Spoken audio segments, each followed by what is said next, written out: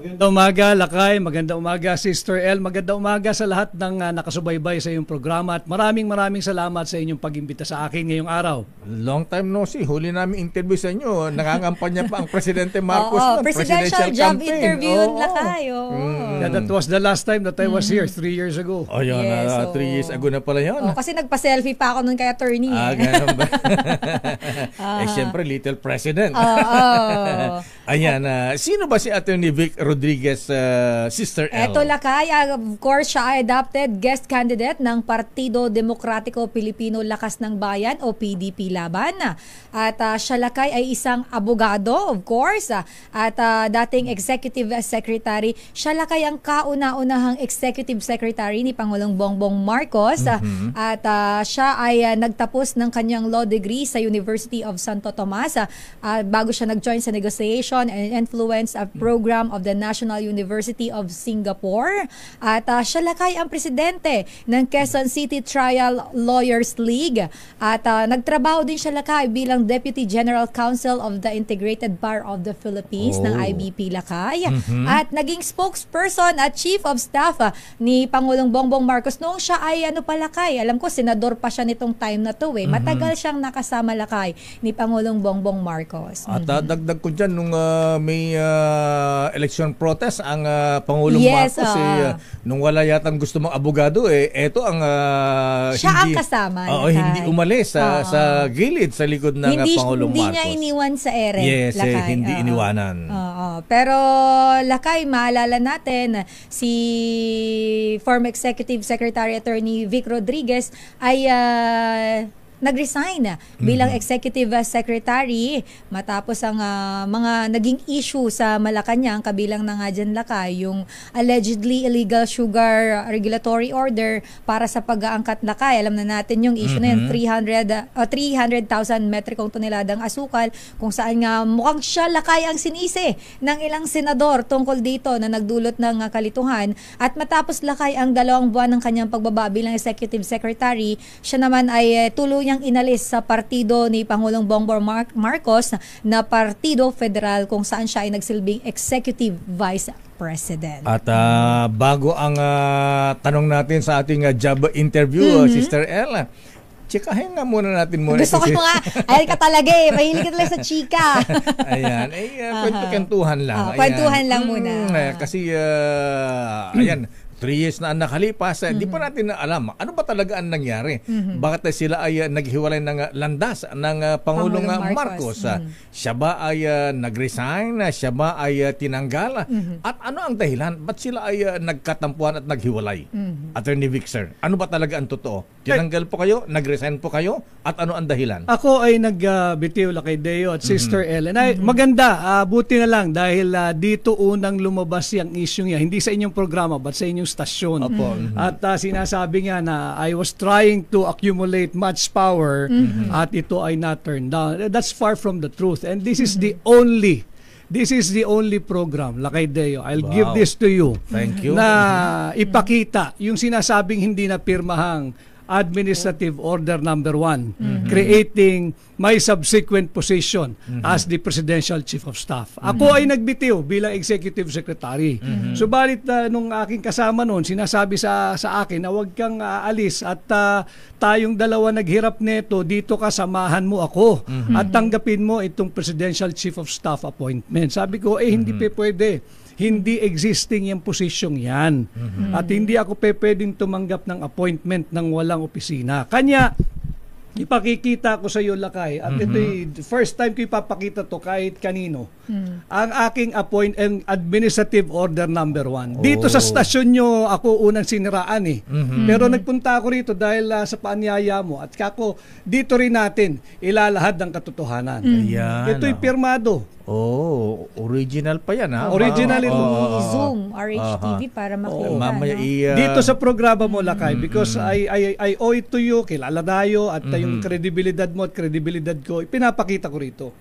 Na merong Administrative Order Number 1. At ito ay officially released.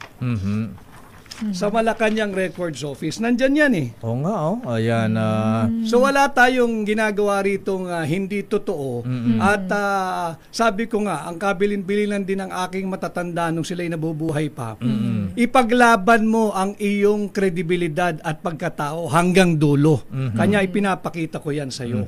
Ayan. Pwede bang pasirok yan? Papoto? Oo, Xerox talaga. Pati ito, aking appointment, malinaw eh. Original Ayan, papel. Pwede bang, Pam, Marlon, pwede bang Malu, ha? So dito sa istasyong ito, na unang tinalakay ito at pinalabas na hindi totoo, dito ko rin binabangon at itinatayo ang katotohanan na merong administrative order number 1. Ako'y nagbitiw bilang executive secretary dahil hindi na nga untenable na yung aming sitwasyon noon sa Malacanang. Iba na yung direksyong tinatahak. Nung simula, maayos. Nung simula, talagang makikita natin, pinipili natin yung sinasabing the best and the brightest or the qualified. The competent ones. Pero nung tinutulak na yung kung sino-sino na lang ang gusto magpa-appoint dahil kilala lang o gamit ang kamag-anak, yan tinutulan ko yan. Ayoko yan. So kayo palang tumutol sa mga ganyan, yung mga, siyempre, mga BFF nila, mga kamag-anak, mga ano. Dahil lakay, nung kami nangangampanya, panay mabubuting pananalita ang binitawan eh. At ako'y naniniwala na dahil doon sa pag-asang yun, kumapit ang sambayan ng Pilipino. Kanya siya'y tinangkilik ng 31 milyong Pilipino. Ngayon, kung ang interes ng ilang elitistang politiko o grupo ang ating pakikinggan, mumurahin tayo ng 31 milyong Pilipino. Hindi ko kaya yun. Hindi ko kaya yun sapagkat ako rin naman ang nakaharap doon sa karamihan ng pagbalangkas ng mga issue ng mga panahong iyon. Sino ba talaga ang nakaalitan mo sa Malacanang, Attorney Vic? Si Pangulong Marcos o si First Lady Lisa? Yung mga hindi napagbigyan, dahil hindi naman karapat dapat pagbigyan yung kanilang mga hinihiling. Yung mga appointments na minamadali. Dahil paano ka naman na magkakaroon ng tamang vetting process kung minamadali, shortcut ang proseso. So hindi ko pinayagan yon. Pati yung mga gustong maging Pangulo, wala namang mandato, yung nag-aastang Pangulo, wala namang boto, ni isang boto. Marami dyan eh. Marami dyan na pakiramdam nila Pangulo na rin sila, wala namang mandato. Isa lang ang Pangulo para sa akin ng mga panahon na yon, yung binoto ng tao. Sino ba yung umaastang Pangulo? Ako, kilala mo rin yan, Lakay. Kilala rin yan ni Sister El. Kilala yan na sambayan ng Pilipino. I do not have to name kung sino yan. Ganun po ba? Ayan. Okay, so teka muna. Alam namin na sanggang dikit kayo. Ayan, nakinig, good morning daw, sabi ni classmate Ray Briones. Ayan. Good morning, Tata Ray. Ayan, sabi ko, ikaw ang hindi umiwan sa presidente nung siya ay walang gustong humawak na abogado, nung siya ay may eleksyon na protest. Ayan, parang noon talagang hindi kayo maghiwalay. Kaya marami ang nagulat na naghiwalay kayo ng landas. Ayan, malabo na ba talagang magkasundo, maging magkaibigan kayo ulit, or may client-lawyer relationship? Malabo na yon, Lakay, dahil alam mo, wala kaming naging diferensyang personal. To be fair to him and to be fair to me, wala kaming diferensyang personal. Wala. Balit, yung sinasabing malabo na bang maging magkaibigan, alam mo ang kaibigan, hindi ka dapat iniiwan. Ang tunay na kaibigan. And I think, to be fair to me, napatunayan ko yun, ginawa ko yun. Subalit, hindi naman ako naghahanap ng kasama. Kanya lang pagka dumaan ka doon sa isang bahagi ng buhay mo na malungkot. At yan ay nung pumanaw ang aking ina, ni isang salitang pakikiramay, wala kang natanggap. Hindi kaibigan ang tawag doon. Medyo masakit. Malalim ang hugot ni Attorney. Ayan. Ito pa ngayon ang isang issue bago ang ating formal job interview. Ay, hindi pa pala job interview. Hindi pa ba yun? Chikahan pa lang ito. Chikahan pa pala yun. Ito ang chika natin kay Attorney Vic. Attorney Vic, ayan, kayo ay naging abogado ng Pangulong Marcos. Siyempre, merong privileged communication na tinatawag. Yung mga ano ba, ha? Ayan, ito ba mga privileged communication na ibahagi nyo kay dating Pangulong Digong Duterte? Dahil kung bumanat ngayon ang Pangulong Digong kay Pangulong Marcos, para siyang may personal knowledge sa mga nangyayari noon sa Malacanang. Alam mo yung mga salita at kritisismo ni Pangulong Duterte, dati na yan nung Pangulo pa siya. And I have never violated my oath. And kami ni Pangulong Duterte pag magkausap, we talk about issues. We only talk about issues ng ating bansa sa ngayon. Pinag-uusapan namin yan, hindi kami yung nagchichismisan lang sa buhay ng may buhay. Hindi ugali ni Pangulong Duterte yun, lalong hindi ko rin karakter yun. Ayan. Pero bago lakay sa ating mga katanungan, puntahan muna natin, attorney, meron po kaming man on the street. Pero bago yan, isa lang May muna. isa pa? Isa pa muna. Ayan. Bago yung tanong ng ating mahaba yan, man on the street, kasama si Giselle Ricafort. Ayan. Ngayon na Attorney Vic, ayan, marami ang nagulat. Bakit kayo ay kumandidatong senador?